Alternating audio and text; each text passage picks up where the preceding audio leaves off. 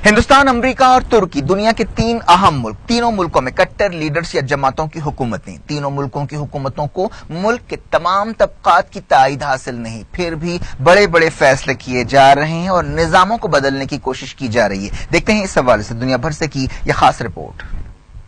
America में Trump, Hindustan में मोदी और तुर्की में एर्दोगान, दुनिया के तीन अहम मुल्कों में सख्तगीर सियासतदानों का गलबा एतदाल पसंदों के लिए परेशानी की बात है। ऐसा भी नहीं है कि ट्रंप, मोदी और एर्दोगान को अपने मुल्कों में सभी तबकात की ताईद हासिल है। दुनिया के वाहिद सुपर पावर अमेरिका, सबसे बड़ी जमहूरियत हिंदुस्तान और यूरोप को एशिया से जोड़ने वाले तुर्की में इन लीडर्स का इक़्तिदार शोहरत पसंदी की सियासत, मिले जुले फैसलों और नाक़िस निज़ामों की देन है। ट्रंप, मोदी और एर्दोगान को सिस्टम की खामियों की बदौलत इक़्तिदार जरूर हासिल हुआ है, लेकिन उन्हें हासिल मैंडेट उन इनकलाबी फैसलों की इजाजत कतई नहीं देता जो वो कर रहे हैं। कम से कम सियासी अखलाकियात तो यही कहती है।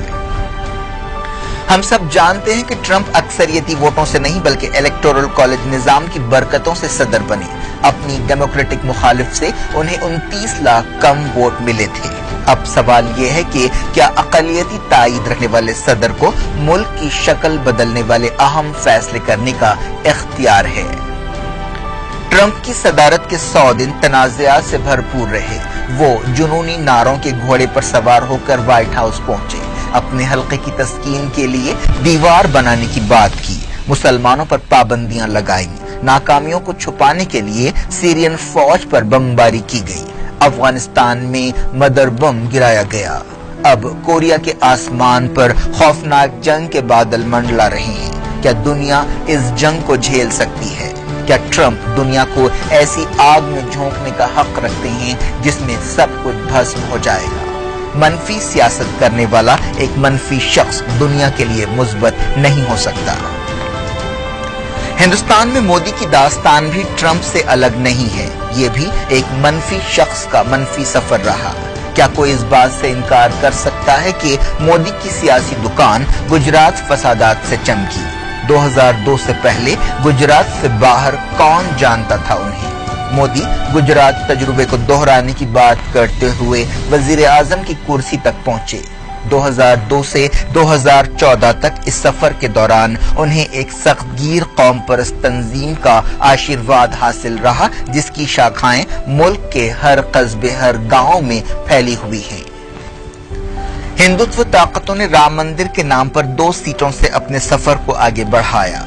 उनका एक एजेंडा है, पर्सनल लॉज उन्हें खटकते हैं, आर्टिकल 370 उन्हें एक आंख नहीं भाता, मुसलमानों की अलग पहचान उन्हें पसंद नहीं। मोदी हुकूमत ने इन ताकतों को अपने एजेंडे पर अमल करने का भरपूर मौका दिया। योगा और गीता निसाब बन रहे हैं। भारत माता और वंदे मातरम की हर तरफ जाप है।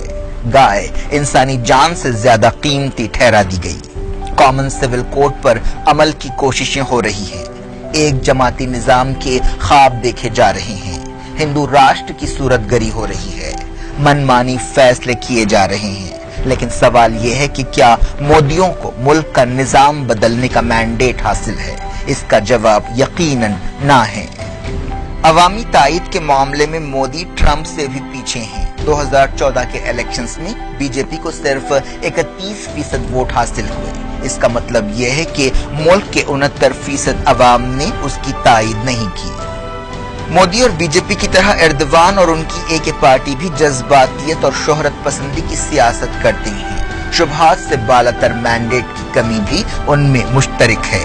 एर्दोगान तुर्की के मालिक व मुख्तार बनना चाहते हैं। इस मकसद से उन्होंने दस्तूर को बदल डाला। अब मुल्क में सख्त सदारती निजाम लागू होगा। वजीर आजम का ओहदा बर्खास्त कर दिया जाएगा। सदर किसी को भी आला ओहदों पर मुकर्रर कर सकते हैं। कलम की एक जुम्बिश से बरतरफ भी कर सकते हैं। वो किसी को जवाबदेह नहीं होंगे। पार्लियामेंट बराए नाम होगी। एर्दोगान 2029 तक तुर्की के तन्हा मालिक होंगे। दस्तूरी तरमीमात पर रेफरेंडम कई लिहाज से मशकूक रहा। ये इमरजेंसी के तहत हुआ। रेफरेंडम में धांधलियों का भी शुबा है।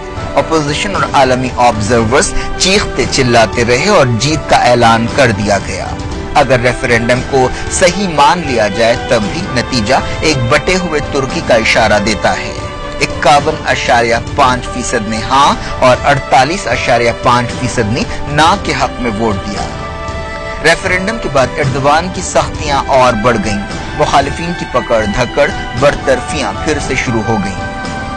एर्दोगान का तुर्की और मोदी का भारत एक ही डगर पर चल रहे हैं। दोनों के अंदाज़े सियासत पर मजहबी लेबल लगा है। मोदी के हिंदुस्तान में गौरक्षकों को खुली छूट है। एनकाउंटर्स और दहशतगर्दी के हिंदू मुलजमीन को रिहा किया जा रहा है। पाकिस्तान, बांग्लादेश और अफगानिस्तान के रेफ्यूजियों को मजहब की बुनियाद पर शहरियतें बांटी जा रही है। 3 तलाक के मसले पर मुस्तकिल महाज खुला है। एर्दोगान की तुर्की का भी यही हाल है। मजहबी जज्बातियत सियासी आला बन गई। दाढ़ियां और बुर्के तरक्की के पैमाने हो गए। सदर साहब शिद्दत पसंदों और हुजूमों को मुतासर करने का कोई मौका हाथ से जाने नहीं देते। उन्हें कभी सीरियंस का गम सताता है तो कभी फलस्तीनियों का, कभी वो बांग्लादेशी जमातियों के गम में आंसू बहाते हैं तो कभी रोहिंग्यों के। सारे जहां का दर्द हमारे जिगर में है का मामला है। अगर उनके जिगर में किसी का दर्द नहीं है तो वो उनके ही हमवतन कुर्दों का दर्द है। हिंदुस्तान के हालिया दौरे को भुनाने में भी एर्दोगान ने कोई कसर नहीं छोड़ी। दिल्ली में उतरने से पहले कश्मीर का शोशा छोड़ दिया। अगर एर्दोगान साहब कश्मीर हल के तई संजीदा हैं तो उन्हें पहले अपने मुल्क में कुर्दों का मसला हल करते हुए एक मिसाल कायम करनी चाहिए, क्योंकि कुर्दों और कश्मीरियों के मसाइल एक जैसे हैं। दोनों तारीख के जबर का शिकार, दोनों एक से ज्यादा मुल्कों में बटे हुए। मोदी और एर्दोगान शौक इक़्तिदार में अपने अपने मुल्क को पाकिस्तान के पथरीले रास्तों पर डाल रहे हैं। पड़ोसी मुल्क सियासी मकसदों के लिए मजहबी जुनूनियत के इस्तेमाल के खतरनाक तजुर्बे से गुजर चुका। इसका हशर हमारे सामने है। वीडियो एडिटर अकबर खान के साथ शजीउल्लाह फिरासत।